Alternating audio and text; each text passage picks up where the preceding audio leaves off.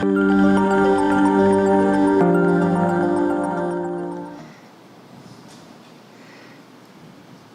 bom estarmos aqui outra vez. Antes de qualquer palavra, eu quero só responder: eis-me aqui, Senhor, envia-me a mim. Obrigado pelo desafio. E estava pensando, queria gritar dali, mas aí vai ser chato e tal.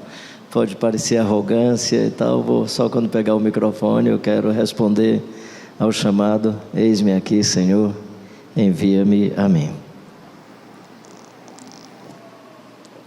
Eu fui uma vez pregar na igreja Raízes, ali em São Paulo, igreja enorme. Cheguei bem cedo, as cadeiras vazias, eu olhei, meu Deus, vai ser tanta gente assim. E você pode pensar que não, eu sou muito tímido. Então eu fiquei numa tensão, eu fiquei assim numa perplexidade, numa insegurança, né? Mas Deus tem umas pegadinhas comigo. Aí uma meninazinha chegou, sentou-se ao meu lado, eu olhei. Não sou médico, mas assim, percebi que tinha sinais de síndrome de Down. Ela ficou pertinho. Aí eu já comecei a me sentir abençoado por Deus com a presença da criança. Daqui a pouco ela começou a conversar. Eu olhei para a mãe: a senhora é mãe? Sua mãe, a senhora podia vir mais perto? Eu não queria ficar sozinho, o templo estava muito vazio. Aí a mãe veio e ficou pertinho, e eu comecei a me sentir abençoado pela criança. Quando eu fui chamado a pregar, ela veio e ficou aqui do meu lado. Ela simplesmente se levantou e ficou do meu lado. E aí, quando ela ficou do meu lado, eu disse: irmãos, vocês não sabem como Deus está me acompanhando. Aí um diácono que estava bem na frente começou a chorar. Eu posso falar, pastor? Eu disse: pode, vir aqui. Aí ele veio, pegou o microfone.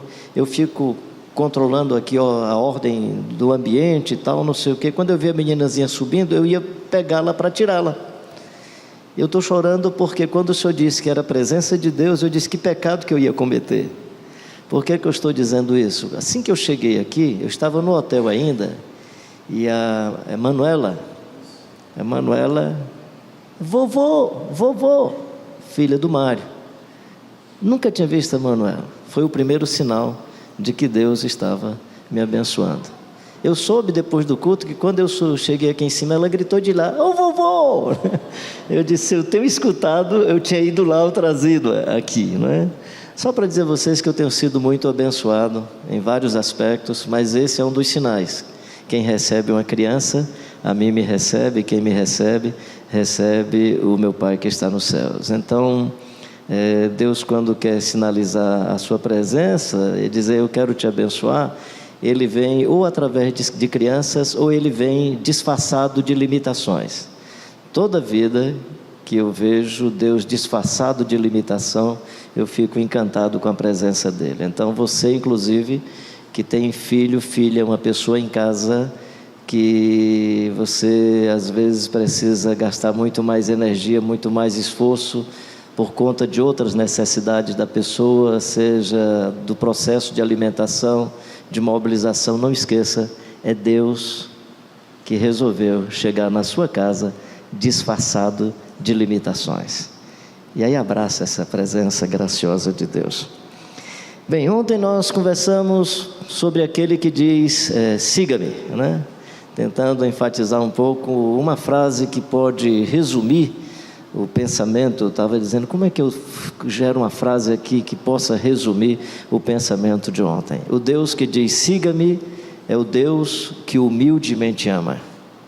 O Deus que humildemente ama. Jesus é a encarnação e a revelação do Deus que humildemente ama. Você que tem vocação ministerial, você que tem vocação pastoral, você que exerce na igreja uma função presbiterial, presbítera, presbítero, pastor, pastora, seja qual for a sua vocação, lembre-se que seguir a Jesus é incorporar a dimensão de um Deus que humildemente ama. E aí você será um líder que humildemente ama. Não será arrogante, não será prepotente, não vai, porque você é o Deus que humildemente ama. Eu gosto muito dessa síntese sobre o Jesus de Nazaré. E acredito que o Evangelho é a única proposta que sinaliza e apresenta para nós um Deus que humildemente ama. E aí segui-lo é segui-lo a partir de seres humanos que humildemente amam. Segui-lo nos seus roteiros, como nós falamos ontem, algumas dimensões geopolíticas da vida, a manjedoura e não o palácio, a entrada triunfal no jumentinho e não numa carruagem, acolher com graça e com sinceridade, com simplicidade, o aplauso e a caminhada com a multidão, mas fazer uma interação com o deserto, a fim de que a solitude lhe tire todo o fascínio de prestígio, de fama e coisas dessa natureza. O roteiro de entender o Getsêmani como as dimensões da vida que geram uma consciência de sofrimento, de dor, de perplexidade, né? E ele suava, e o seu suor, a sua transpiração, a sua sudorese tinha gotas de sangue, e ele vive isso, né? Até porque na vida, se você não quiser sofrer, faça a oração de Jó, né? Jó pediu para não ter nascido. Quando ele viu que estava sofrendo, o Senhor queria não ter nascido, mas não tem mais jeito, já nasceu. Então, se nasceu, meu querido, iniciou-se a partir daí um processo de morte. E todo processo de morte é doloroso. Então o sofrimento vai sempre acontecer. Sofre porque perde uma pessoa querida, sofre porque você tem desequilíbrios fisiológicos, sofre porque tem traumas na vida, sofre porque às vezes a necessidade de sobrevivência, o ingresso econômico, a forma de sobrevivência lhe afeta, e aí você sofre, né? Então a questão não é sofrer ou não sofrer, é diante de todas as dores da vida, de todas as situações da vida, caminhar com Jesus Cristo de Nazaré. No mundo tereis aflições, mas tenham bom ânimo, eu venci o mundo, vós também vencereis. Isso é legal demais. Então, esse Deus que humildemente ama, que se faz presente entre nós e diz: sigam-me, né? Então a nossa intenção ontem era desconstruir algumas percepções no imaginário coletivo, especialmente na cultura brasileira, dadas as nossas convivências com o mundo católico e mundo evangélico. Nós vamos construindo certas imagens e certas figuras interiores sobre quem é o Jesus de Nazaré. No caso do protestantismo, muitas vezes, ou em geral, nós não materializamos essa imaginação interior, mas nós confundimos o Jesus, né? Eu sou de uma instituição religiosa, uma denominação, que por muito tempo o poder gravitacional institucional girava ali em torno do Ceará e do Rio Grande do Norte. E aí eu fui chamado para uma reunião numa terça-feira à tarde, e eu tinha um compromisso com crianças, adolescentes e seus pais, crianças que vivem em situação de muita vulnerabilidade. Eu cancelei o compromisso para ir à reunião. Quando eu cheguei um pouco mais cedo, as conversas de corredores dos líderes como que o pessoal do Ceará iria se articular para vencer o pessoal do Rio Grande do Norte na disputa interna da instituição, na política religiosa, que vocês não têm, tudo bem, mas lá tinha e tal. Então, e aí eu fiquei assim chateado comigo, né? Porque tinha uma coisa tão importante para fazer, eu não queria me envolver com isso e tal. Fiquei no meu silêncio, não disse para ninguém, para não parecer arrogância. E aí, quando foi começar a reunião, o pastor que estava dirigindo a reunião disse assim: Carlinhos, você poderia convidar Jesus e pedir a Jesus para abençoar a nossa reunião? Eu digo: cara, sou doido não, nem eu quero ficar nesse negócio, vou chamar Jesus para isso não. Então, às vezes você pensa, mesmo que você não declare, que Jesus é o seu articulador político, que Jesus é o seu facilitador do processo, o meu cabo eleitoral para mexer nesse negócio aqui. Então, que Jesus está na cabeça, né? Então, a nossa intenção ontem à noite, espero que o Espírito Santo tenha ajudado a todos nós a reconstruir, por revelação do Espírito Santo, que dize às multidões seu Filho do Homem: Pedro, não foi carne nem sangue quem tu revelou, mas meu Pai que está no céu. Esse seguir a Jesus implica em processos, em alguns compromissos. É o que eu quero falar um pouco mais hoje pela manhã. À noite eu vou tentar, a minha intenção, o meu desejo, espero que Deus nos dê graça, é falar sobre as implicações, que aí já é não mais o capítulo 9, é o capítulo 10, quando ele envia a plenitude do povo de Deus. Só uma rápida iniciação da noite, né?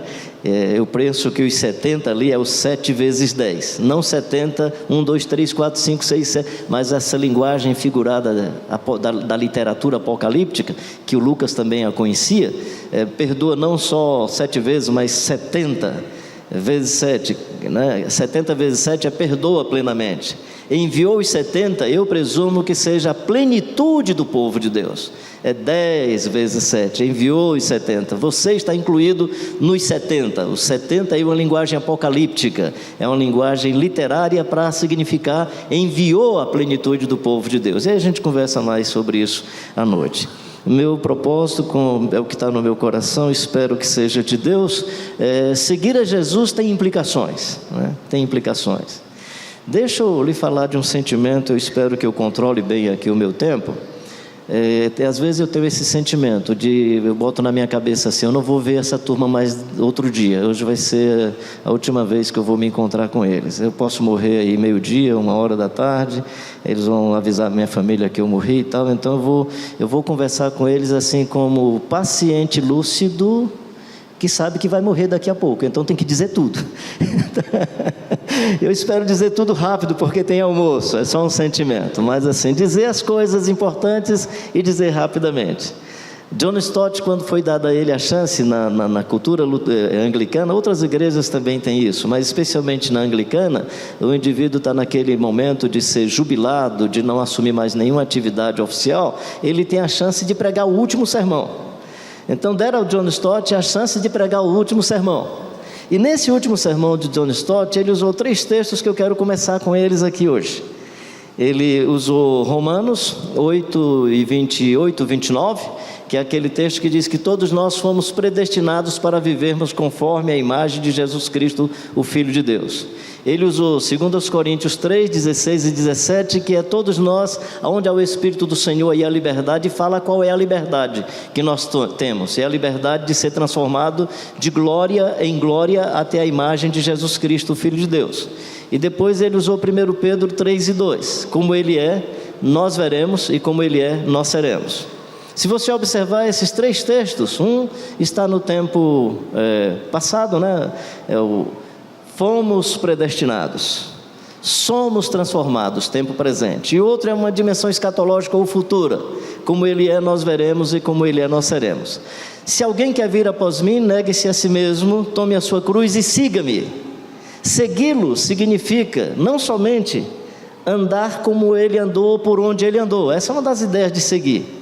Seguir é andar como ele andou, viver por onde ele viveu, fazer os mesmos caminhos. Claro que com uma certa analogia, porque eu não preciso viver lá na Galileia, eu não preciso viver, nós estamos em Marília. Mas quais as analogias que eu encontro, ou comparações que eu encontro, ou paralelismo que eu encontro lá na experiência de Jesus e na minha do lado de cá? E vou fazendo as opções do modelo. Então não é só seguir o caminho, é também seguir o modelo, não é? Andar como ele andou é também o modelo. Andar como ele andou é observar quais as essências mais importantes da vida. Que sinais estavam na vida de Jesus? Uma ilustração rápida. Aprendei de mim, porque sou manso e humilde de coração. Então segui-lo é também buscar em Jesus algumas dessas dimensões da vida que estão declaradas no texto, que estão explícitas no texto. E aí fazermos a opção. Aprendei de mim, porque sou manso e humilde de coração. É um jeito de ser do Jesus de Nazaré. Então, se alguém quer vir após mim, negue-se a si mesmo, tome a sua cruz e siga-me. É seguir o caminho, é imitar o modelo, é viver a mesma forma missionária ou missional, é assumir alguns compromissos com o Espírito Santo, com Deus, com a vida, com as pessoas, né? Usando esse primeiro texto, parando aqui um pouco no primeiro texto, vamos imaginar, lado de cá não tem metrô, né? Mas todo mundo aqui pega metrô, então pensa em uma parada numa estação, né? Então parando aí na primeira estação, essa estação do ser pré-desenhado, pré-estabelecido, para viver conforme a imagem de Jesus Cristo, Filho de Deus. Eu sei que eu estou num ambiente onde predestinação é uma palavra muito fecunda teologicamente, e espero que o que eu vou dizer não reduz a sua percepção teológica sobre predestinação, mas eu penso especificamente nesse texto que o que está predestinado não é a salvação, o que está predestinado é o modelo. Deus predesenhou, Deus predestinou para que o meu ponto de chegada da vida, o final da corrida, eu olhe para trás, me sinta bem e diga: deu para viver conforme Jesus Cristo viveu. Ele nos predestinou, Ele nos pré-organizou a fim de que todos e todas pudéssemos ser semelhantes a Jesus.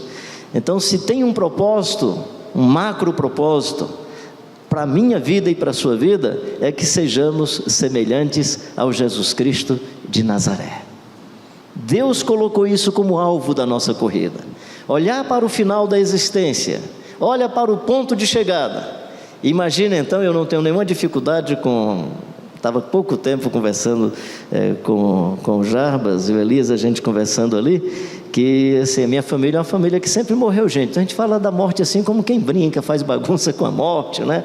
Mas imagina a morte aí como ponto de chegada, final da corrida.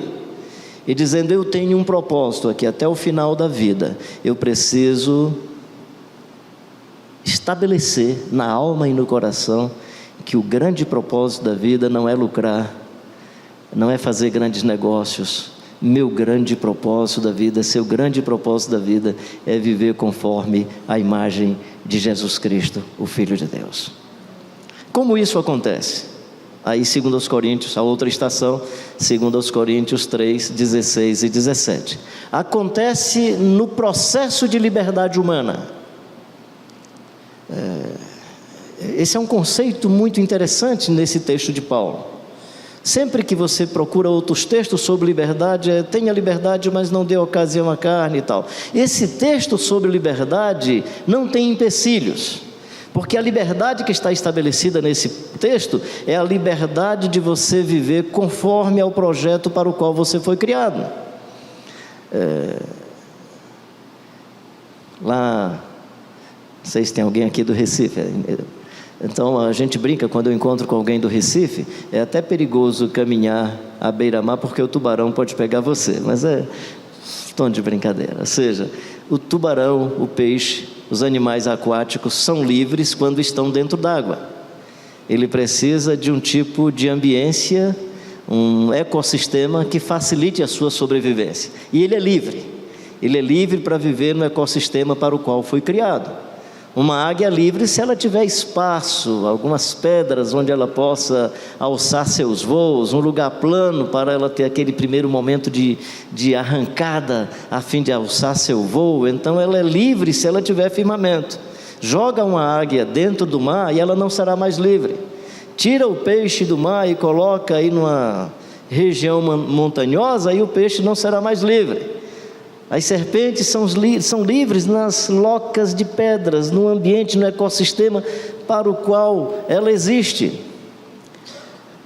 Nós, seres humanos, temos um ecossistema para a vida. O nosso espaço de sobrevivência é o espaço do amor. Um estadista israelense, Ben-Gurion, dizia: o bem mais almejado por todos os seres humanos é a paz. Imagina quem vive em permanente conflito de guerra, truculência. O bem mais desejado dos seres humanos é a paz. A nossa ambiência, o nosso ecossistema de sobrevivência é no mar do amor, é no firmamento da paz, é na região onde o substrato de Deus se manifesta. Você é uma comunicação única e peculiar de Deus para a sua geração. Nunca esqueça, você é uma composição genética que comunica sobre Deus. E quanto mais essa composição for transformada de glória em glória na imagem do Jesus Cristo de Nazaré, mais essa composição vai sinalizar a graça de Deus e o amor de Deus. Então nós somos livres para ser transformado de glória em glória até a imagem do Jesus Cristo de Nazaré. Fora disso, somos escravos. Fora disso, nós estamos distantes, inadequados para a nossa existência. O que é que prejudica? O pecado, as maldades, as mazelas. O que é que prejudica? O título. Imagina você ser reconhecido não pela sua singularidade, você ser reconhecido não pelo substrato de Deus em você, você é reconhecido pelo cifrão na testa, por causa da conta bancária, você é reconhecido por causa do título que você tem. Imagina só.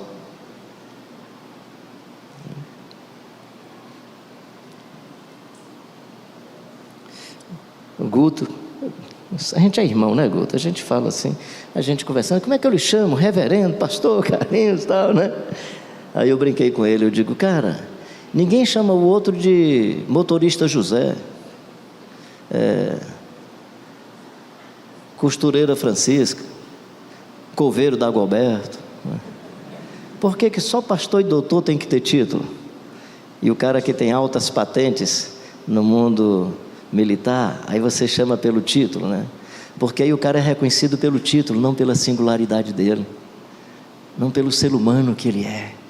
Não esqueça, essa ideia não é minha, é uma frase do Anselmo Green, um pensador alemão, que diz que todos nós somos como que uma única e peculiar comunicação de Deus para a nossa geração. Ou seja, você é uma composição genética tão diferenciada, que quando eu olho para você eu vejo Deus. Eu, por exemplo, hoje de manhã estou tendo mais privilégio do que vocês, porque vocês estão vendo só um pedaço de gente do lado de cá, e eu estou vendo muitos pedaços de comunicação de Deus. Paulo diz que a multiforme sabedoria de Deus se manifesta na comunidade com esses vários sinais da comunicação de Deus.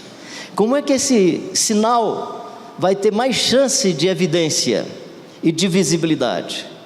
Quando eu e você, transformados de glória em glória, ficarmos mais próximos, mais parecidos com o ser humano, que é o ser humano mais pleno e mais completo e mais cheio de Deus que nós conhecemos na história da humanidade.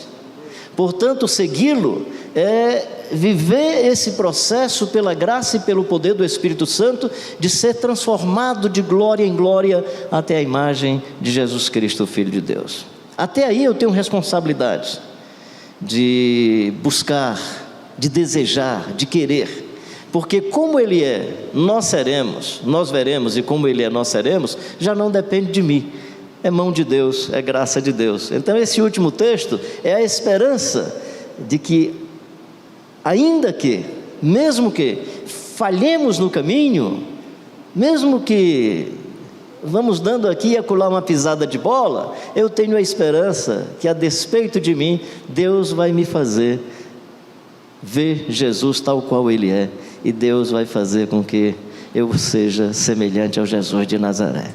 Aí você diz, não, mas isso não é arrogância? Não, não, ser semelhante a Jesus é ser semelhante a uma criança numa manjedoura. Ser semelhante a Jesus é reconhecer um cidadão que andou montado no jumentinho. Ser semelhante a Jesus é entender um ser humano que topou e aceitou toda a afronta da cruz sem tocar fogo nos seus algozes, intercedendo por eles, orando por eles. Ser semelhante a Jesus é ter a misericórdia, a coragem de levar um bandido para casa. Hoje mesmo estarás comigo no paraíso. Fazer o quê? Esse é o Jesus de Nazaré.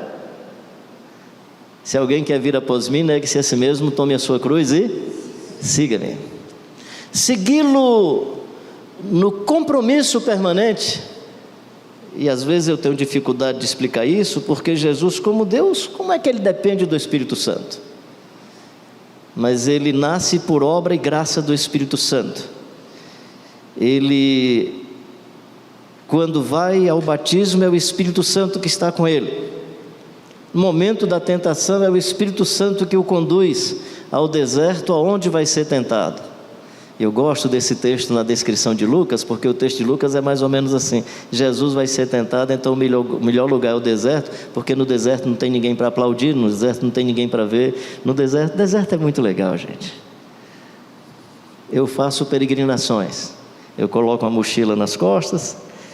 É claro que aí eu vou olhando os itens da mochila. Eu gosto muito de andar de sandália, mas quando eu vou para a peregrinação não dá para ir de sandália, que entram pedras na sandália, eu tenho que ir de tênis. Aí eu sou branquelinho, aí tenho que botar protetor solar. Aí não dá para ir de boina, porque o sol é muito quente, tem que ser um chapéu de palha. Aí eu vou colocando na mochila as coisas. Um dia eu estava colocando e dizendo, meu Deus, eu só estou colocando objetos de proteção. Daí para frente eu decidi que roupa não é mais para representação, é só para proteção. Só para proteção. Aí eu estava uma vez na BR-405, entre Mossoró e Apodi, no Rio Grande do Norte, mais ou menos no quilômetro 16. Quando eu saio de casa, eu faço o roteiro da viagem, para minha esposa pelo menos saber se cair na estrada, não dá muito trabalho para encontrar. Não, nesse horário ele devia estar entre tal lugar, quilômetro tal.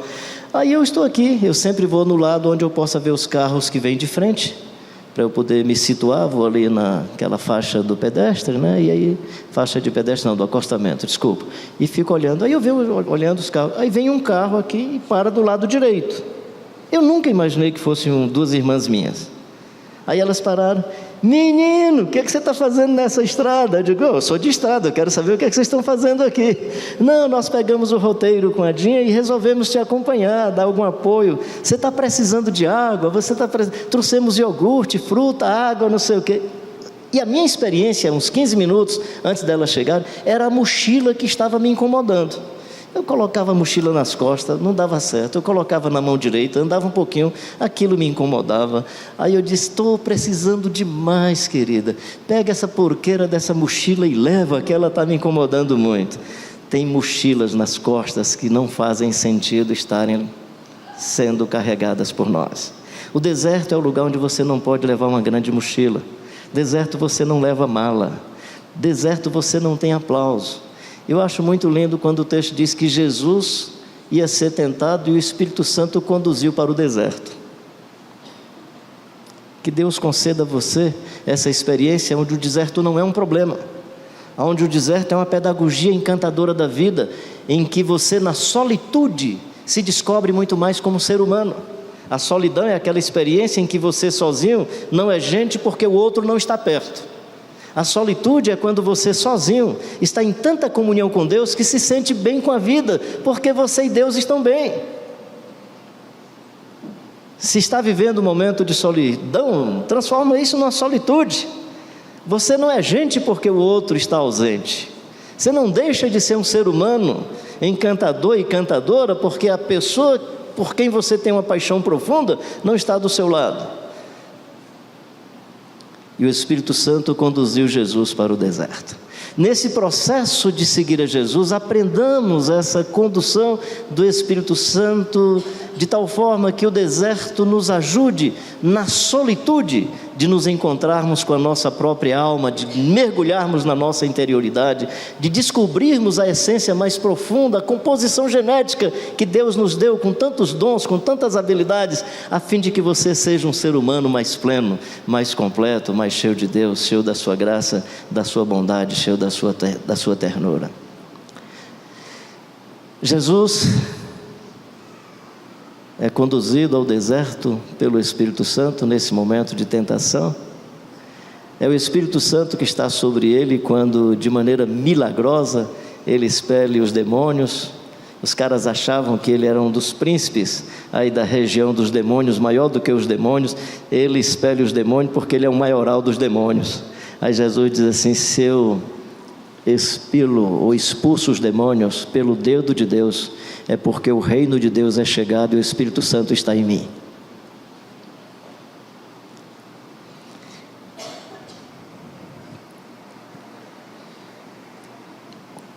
Nas bem-aventuranças tem uma frase que eu acho encantadora: felizes os que choram porque serão, vamos dizer juntos? Felizes os que choram porque serão consolados. Eu não sei o que é que lhe faz chorar ou já lhe fez chorar. Não é quando eu era pequeno, é quando eu era menor. Meninotes, uma das minhas primeiras professoras ainda é viva hoje, né? Ela disse: Carlinhos, tu lembra da vez que o Fernando deu um murro no outro menino e tu correu para pegar o Fernando e eu te peguei pela cintura, assim, quando eu te peguei o Fernando te acertou um murro e tu começou a chorar. Eu digo: não chora não, não doeu não. Eu digo: não estou chorando, não é porque eu levei o murro não, estou chorando porque não dei um murro de volta nele e tal, né? Então eu chorei porque não me vinguei, né?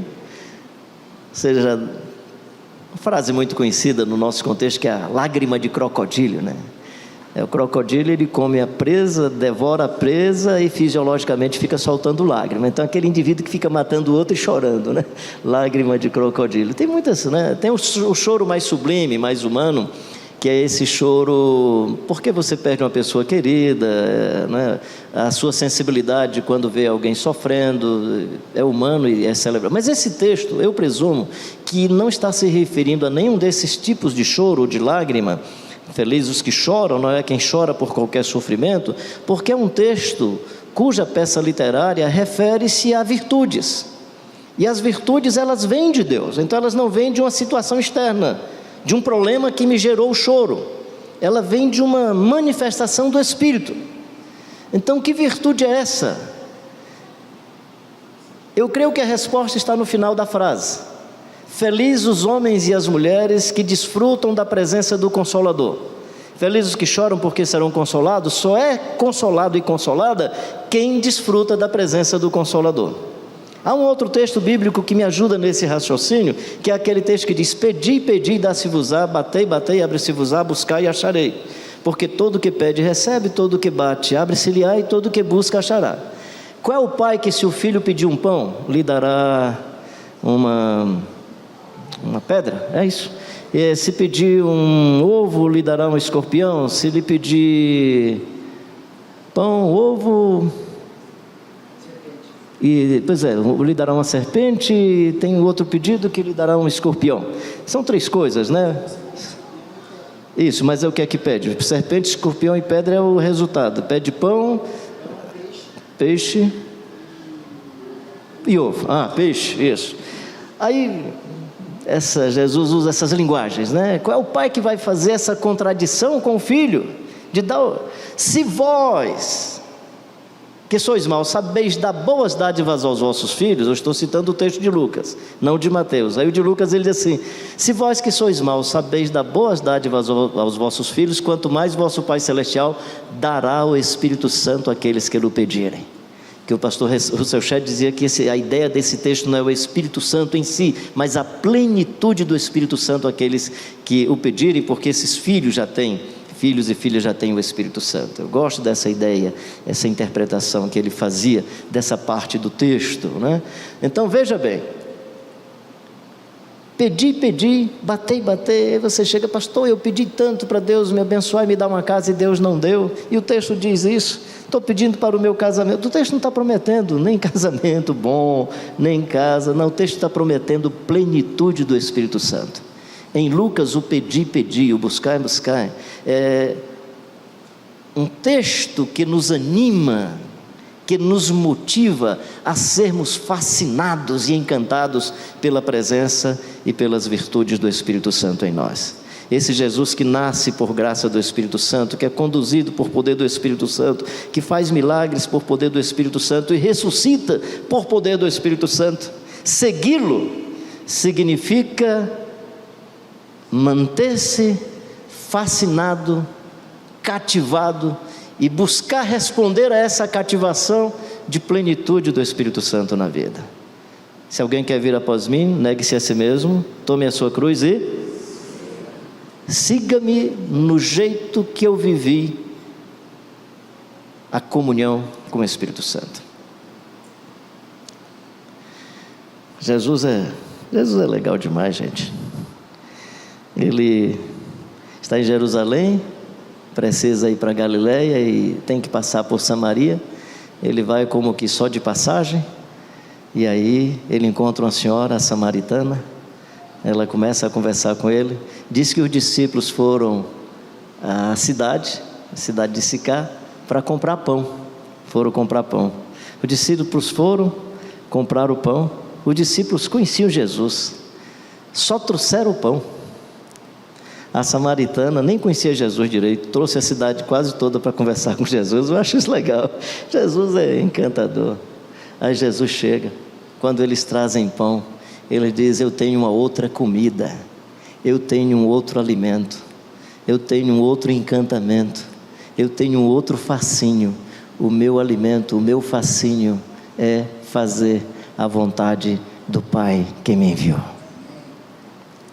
Seguir a Jesus significa para todos nós ser um ser humano que, à semelhança do Jesus de Nazaré, ora: Pai nosso que estás no céu, santificado seja o teu nome, venha o teu reino, seja feita a tua vontade.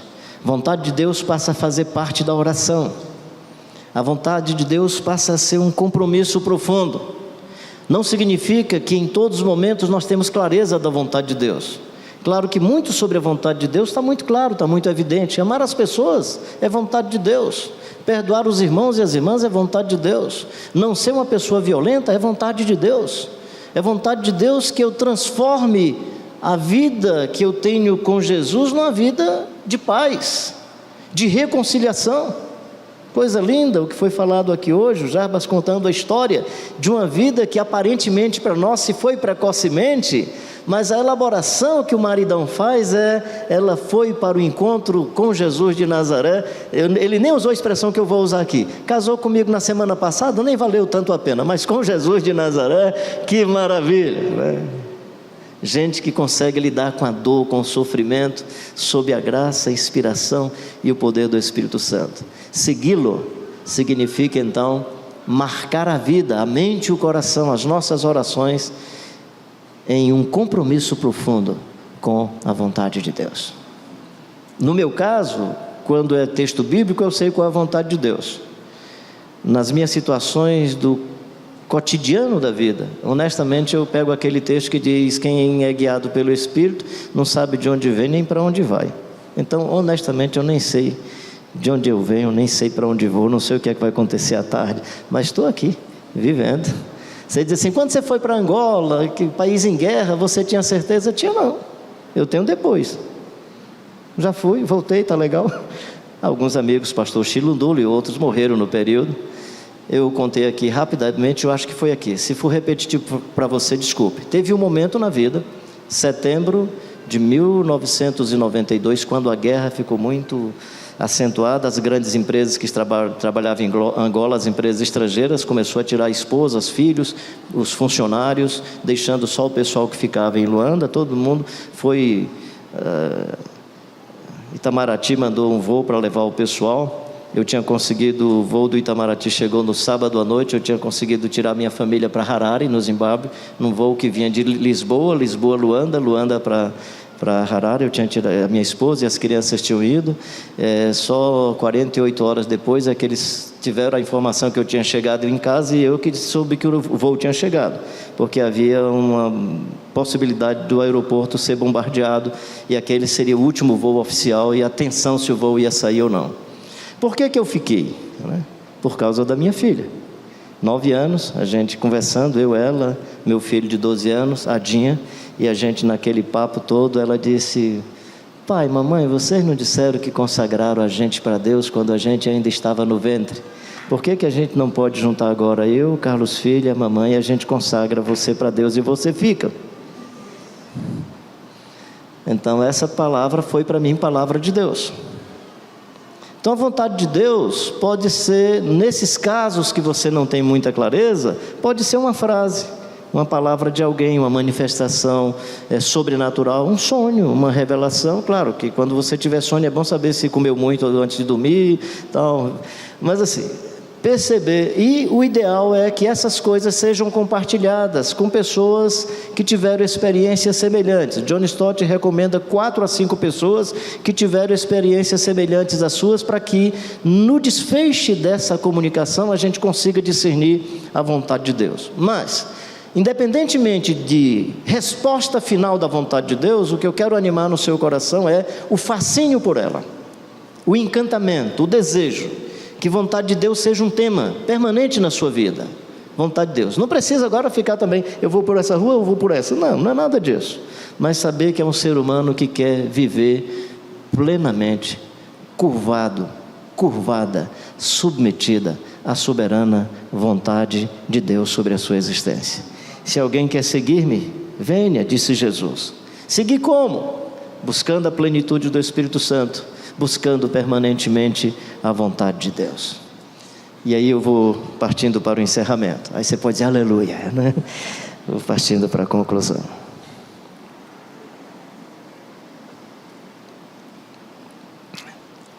Qual é a vocação de Jesus nesse mundo?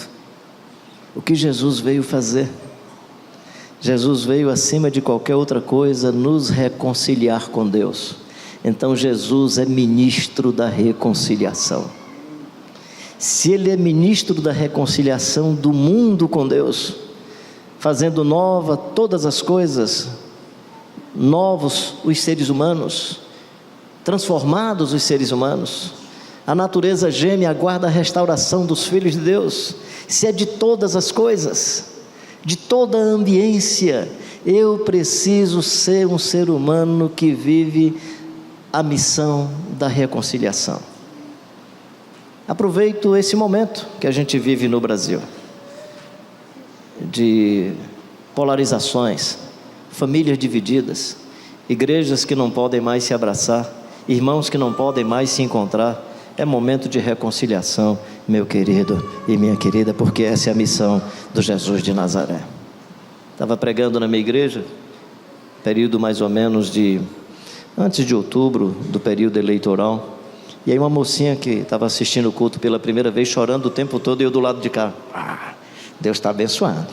Cada vez que eu olhava para ela, eu me empolgava mais um pouco aqui. Termina o culto, eu cheguei, querida, você gostou do culto? Gostei. A minha curiosidade, né, foi legal, né? Aí eu digo assim, e a pregação, como é que foi? Não entendi nada. Você está bem? Eu disse, estou. Ela disse, estou, só estou com um problema. Eu não sei onde é que eu vou passar o Natal. Só sei que com meu pai não vamos nos encontrar. Não vamos passar o fim de ano. Ela tinha uma posição, o pai tinha outra. Não conseguiu sentar para almoçar, sentar para jantar.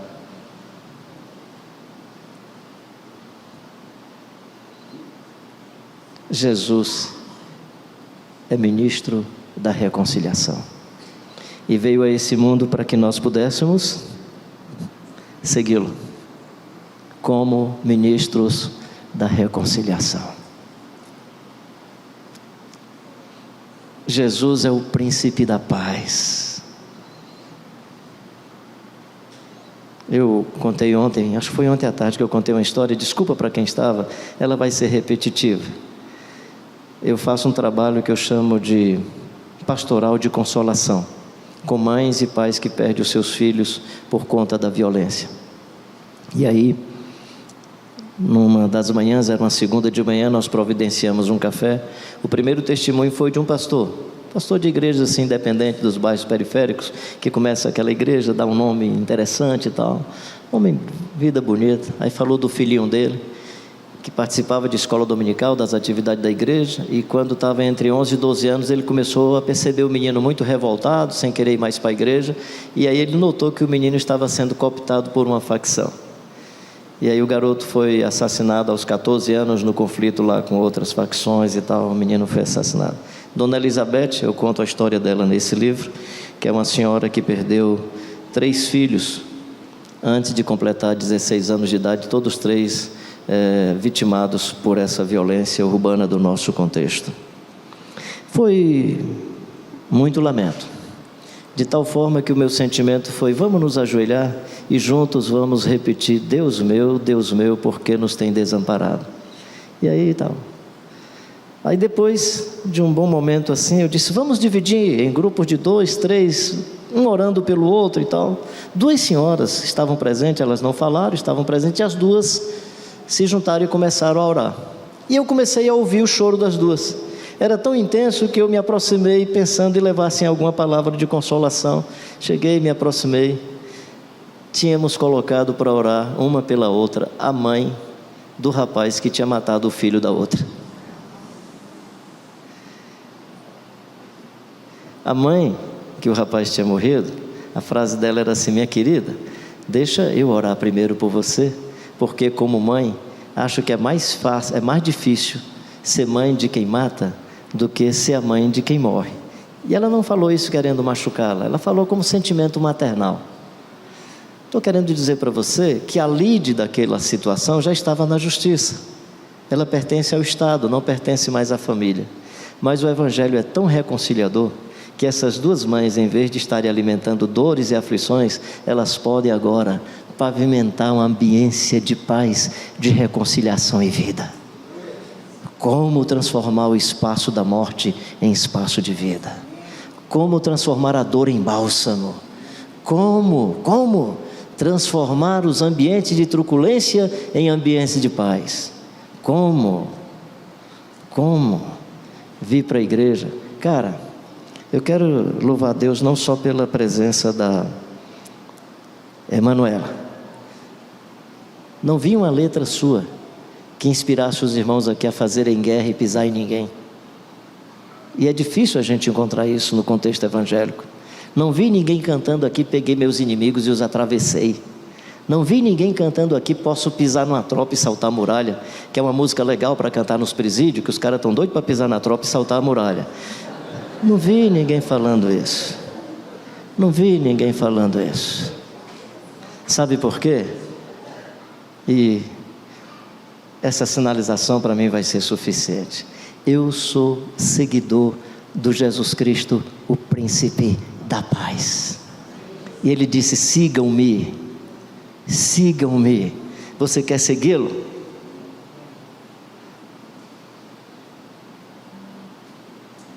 Você não sabe como eu oro para que um corredor de suprimentos alimentícios e medicamentos se abra ali entre Israel e a faixa de Gaza. Já viu no Antigo Testamento, quando o profeta faz com que os guerreiros de Senaqueribe fiquem desnorteados? O texto fala, ficaram cegos, ficaram desnorteados, ou cegos, seja como for, chegam na presença do rei Ezequias. O rei Ezequias pergunta ao profeta: e agora o que é que a gente faz? Mata todo mundo? Ele disse: não, dê pão e água. Aí diz assim: e nunca mais eles guerrearam contra o povo de Deus. Jarbas deve ter vivido isso em Moçambique. Situação de guerra, quando você tem alimento e medicamentos, você cria não somente o suprimento, mas as possibilidades de diálogo entre os diferentes. Porque se você vai ajudar um grupo, o outro grupo diz: e por que não o nosso? Aí você tem que sentar com os caras para poder dialogar e dizer: não, a gente vai para tal lugar, depois para tal lugar. Jesus Cristo é o príncipe da paz. Deixo-vos a paz, a minha paz vos dou, não vou-la dou como o mundo a dá. Não se atemorizem, não se atemorizem. Na casa de meu pai há muitas moradas. Que eu acho que não é casa não, essa história de casa de meu pai há moradas, porque você só precisa de morada quando você está em lugar de risco. Você precisa de casa para ter proteção, não é verdade? Então, se o céu é um lugar que eu vou precisar de uma casa, vai ter bandido lá, então eu não quero. Então, acho que essa linguagem, tem muitas moradas, não é que vai ter uma casa, é que você vai ser acolhido, é que você está protegido. Eu vou preparar-vos lugar e voltarei. Pode olhar no texto que esse voltarei, Jesus vai voltar, por favor, não é isso que eu estou dizendo. Mas no texto é: eu voltarei no domingo de manhã. Pode olhar lá. Eu volto domingo de manhã, eu vou lá e volto já já. Estarei com vocês o tempo todo, para que a paz reine. Deus abençoe sua vida, meu querido e minha querida. Sejamos seguidores do Jesus de Nazaré na comunhão do Espírito Santo, fascínio da vontade de Deus. Sejamos seguidores do Jesus de Nazaré na sua humildade, na sua mansidão. Sejamos seguidores do Jesus Cristo de Nazaré como sendo Ele o príncipe da paz. E sejamos seguidores do Jesus de Nazaré sendo instrumento de reconciliação entre os nossos familiares, amigos e amigas, entre os grandes conflitos da vida, entre as grandes questões mais complexas da vida. Que sejamos seres humanos que abrem os braços, dizendo ao coitado do ladrão: hoje mesmo estarás comigo no paraíso, e olhando para os seus algozes e dizendo: Pai, perdoa-os, eles não sabem o que estão fazendo, Pai. Manifesta perdão aos seus corações.